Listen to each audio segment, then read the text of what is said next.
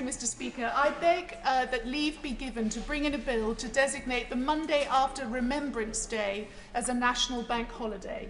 I believe that this change will consolidate and entrench long-term public support for our armed forces. Mr. Speaker, my constituency of Devizes includes many of the Salisbury Plain garrison towns and is home to over 10,000 members of the armed forces and at least the same number of service family members. My father, both grandfathers and my great-grandfather served with the British Army. I am therefore particularly proud to wear a poppy in early November, sport various charity wristbands, attend homecoming and parades both in Westminster and Wiltshire, observe the silence at 11 a.m. on Armistice Day, and to lay a wreath on Remembrance Sunday. Indeed, laying a wreath at the Devizes War Memorial last November was one of the most solemn and thought-provoking moments of my new career as a Member of Parliament. I am also proud to support Armed Forces Day, introduced over 2 years ago and held in late June.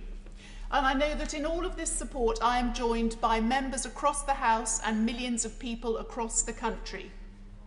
But I feel with all of these initiatives and opportunities to show our support, we have perhaps fragmented that support, diluted the brand, if you like.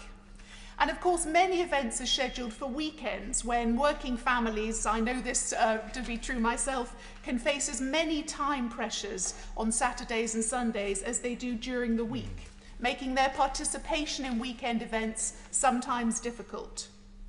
And also, Mr. Speaker, I am concerned that while we have seen a real upwelling of support for the armed forces in the last few years, due in no small part to the tireless work of the British Legion, who are Britain's custodians of remembrance, as well as the work of many charities including Help for Heroes, headquartered in my constituency, SAFA and the Army Benevolent Fund, when our soldiers finally return home from their current operations, it may be difficult to keep this momentum going and to ensure that we as a country deliver on our obligations under the military covenant.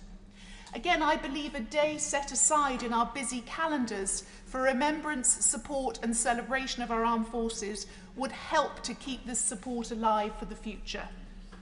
This is not a radical suggestion, Mr. Speaker. Many other countries paid tribute to their armed forces in this way with a national holiday, including the United States, Canada, Russia, France and Israel. Indeed, amongst the 5 countries spending most on their military budgets, it is only Britain and China that do not have a national holiday to commemorate their service personnel. And at least in China, soldiers get a half day off on Army Day.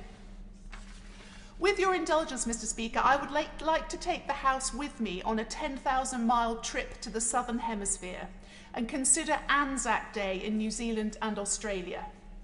As many members know, I have the great good fortune to be married to a Kiwi, and it was his reminiscences of Anzac Day, a national holiday held in those countries on April the 25th, that has contributed to my proposal today.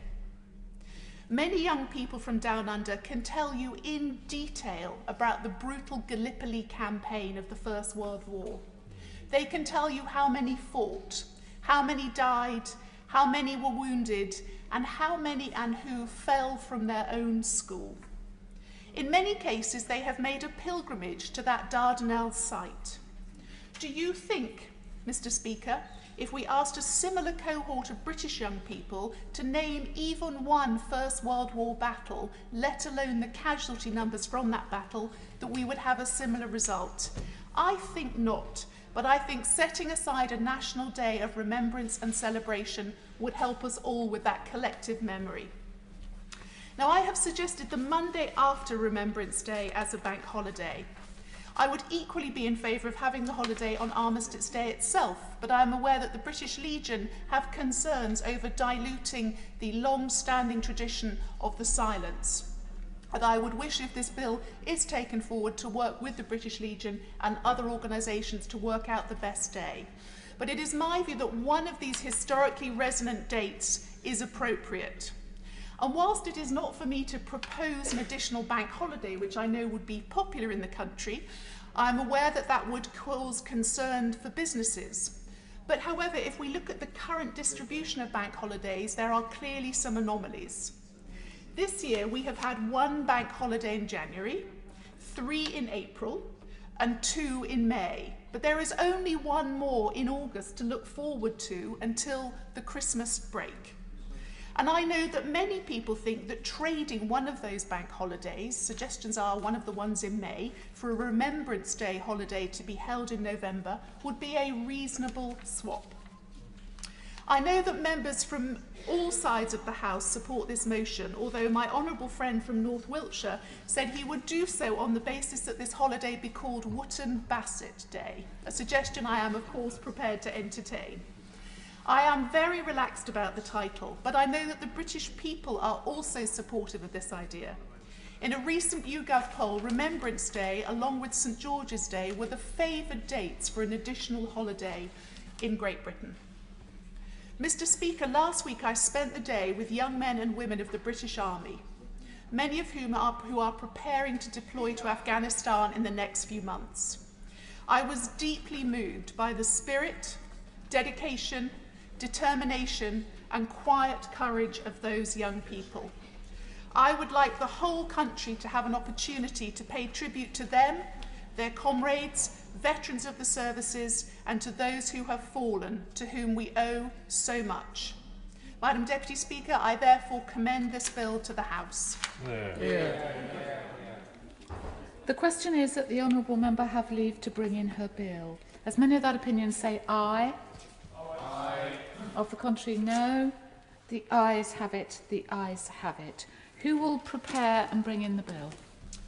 Andrew Rosendale, Bob Stewart, Mr. Julian Brazier, Kwasi Kwarteng, Mr. James Gray, Mr. Michael McCann, Mr. Dominic Raab, Chris Heaton-Harris, Charlie Elphick, Dan Jarvis, John Glenn, and myself, Madam Deputy Speaker. A motley crew.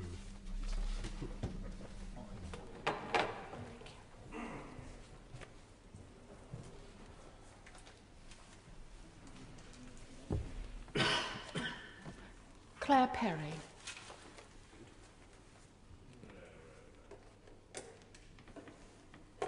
Here. Very small. Very small.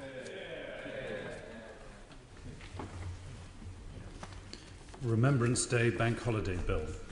Second reading what day? Friday the 21st of October, Madam Deputy Speaker. Friday the 21st of October.